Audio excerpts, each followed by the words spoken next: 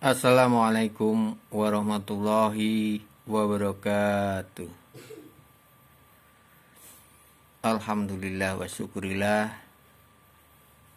Saat ini kita bisa mengkaji bersama dalam tema fikih, padaan fikih dan akidah tentang merebaknya virus corona. Di tengah merebaknya virus corona di dunia saat ini, selalu saja ada dua golongan yang ekstrim dalam bersikap. Salah satu pihak berlebihan dalam mengantisipasi sehingga menimbulkan kepanikan. Pihak lainnya berlebihan dalam meremehkannya hingga menimbulkan bahaya bagi yang lain. Terkait kepanikan, ini akan menimbulkan kerugian besar sehingga layak dihindari.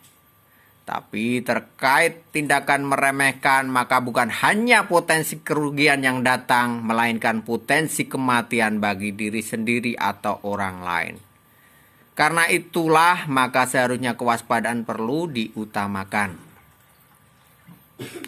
Namun demikian, beberapa orang menunjukkan keberanian di muka publik bahwa mereka tak takut virus apapun, sebab yang ditakuti hanyalah Allah. Dari segi akidah, pernyataan itu memang benar. Sebab tak ada yang dapat menyebabkan orang menjadi sakit kecuali Allah. Dari sudut pandang akidah inilah Rasulullah bersabda. Dalam hadis riwayat Al-Bukhari, Abu Hurairah radhiyallahu an berkata, sesungguhnya Rasulullah SAW bersabda, tidak ada adwa atau meyakini bahwa penyakit tersebar dengan sendirinya, bukan karena takdir Allah. Dan tidak ada syafar atau menjadikan bulan syafar sebagai bulan haram atau keramat. Dan tidak pula hamah atau reinkarnasi atau ruh seseorang yang sudah meninggal menitis pada hewan. Lalu seorang Arab Badui berkata, wahai Rasulullah, lalu bagaimana dengan unta yang ada di pasir seakan-akan bersih bagian gerombolan kijang. Kemudian datang padanya unta berkudis dan bercampur baur dengannya sehingga ia menularinya. Maka Nabi Muhammad SAW bersabda, siapakah yang menulari yang pertama? Secara akidah memang harus diyakini bahwa hanya Allah yang menentukan sakit tidaknya seseorang. Seperti hadis tadi. Pengamalan hadis itu adalah jangan sampai diyakini ada sesuatu penyakit atau wabah yang muncul di luar kehendak dan kontrol Allah. Tetapi akidah bukanlah satu-satunya persoalan. Masih ada urusan fikih yang perlu diperhatikan. Dalam ranah fikih perlu diperhatikan usaha apa saja yang berdampak positif dan negatif. Usaha yang berdampak positif perlu dilakukan dan yang sebaliknya perlu ditinggalkan. Ini adalah kaidah universal yang harus jadi pedoman untuk termasuk dalam hal menyikapi virus corona ini. Usaha positif itu yang diajarkan Rasulullah dalam menangkal penyebaran wabah antara lain satu itu menjaga higienitas makanan. Memastikan makanan dan minuman selalu dalam kondisi higienis adalah langkah antisipasi yang penting untuk menangkal penyakit atau wabah. Ini adalah langkah yang seyogyanya dilakukan setiap muslim setiap harinya. Rasulullah meriwayatkan dalam hadis riwayat Muslim.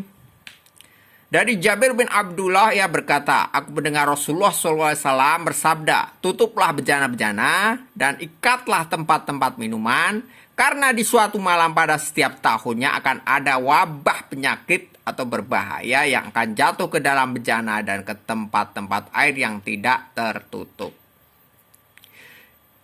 Yang usaha kedua yang positif yaitu mengisolasi area wabah.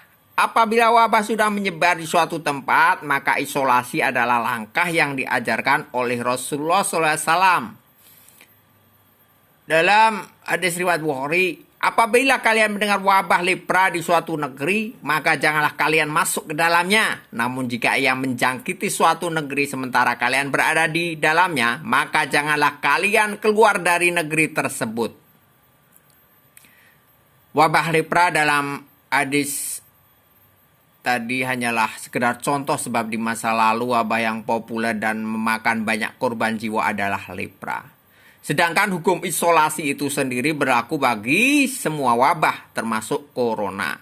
Isolasi ini dapat mencegah penyebaran wabah ke daerah yang lebih luas.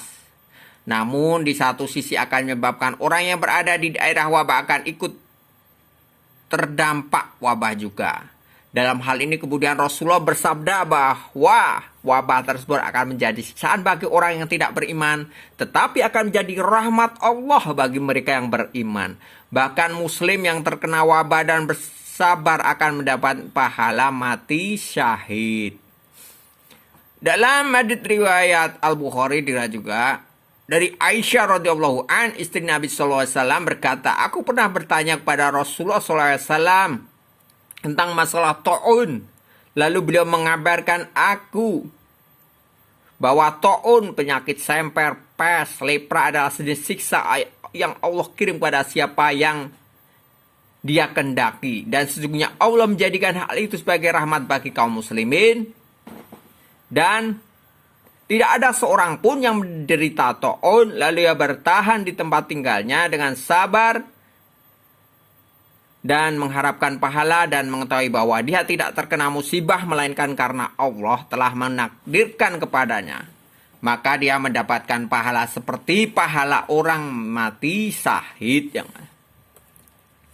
Dengan demikian sangat tidak tepat apabila ada seorang muslim yang meremehkan peredaran wabah atau justru melakukan hal-hal yang bertentangan dengan instruksi Rasulullah seperti tadi.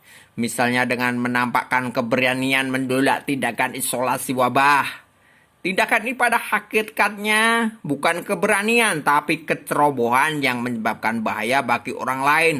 Segala tindakan yang mendatangkan potensi bahaya secara fikih tergolong sebagai tindakan yang haram, meskipun berdasarkan pada akidah yang benar. Demikian pula Nabi Muhammad, meskipun beliau mengajarkan bahwa tak ada penyakit yang dapat menular dengan sendirinya tanpa kontrol dari Allah, namun di waktu yang sama beliau juga menginstruksikan agar yang sakit tidak bercampur baur dengan yang sehat supaya tak terjadi penularan. Seperti sabda Rasulullah dalam hadis riwayat Al-Bukhari, Abdus Salamah bin Abdurrahman berkata, saya mendengar Abu Hurairah dari Nabi SAW. Beliau bersabda, janganlah kalian mencampurkan antara yang sakit dengan yang sehat.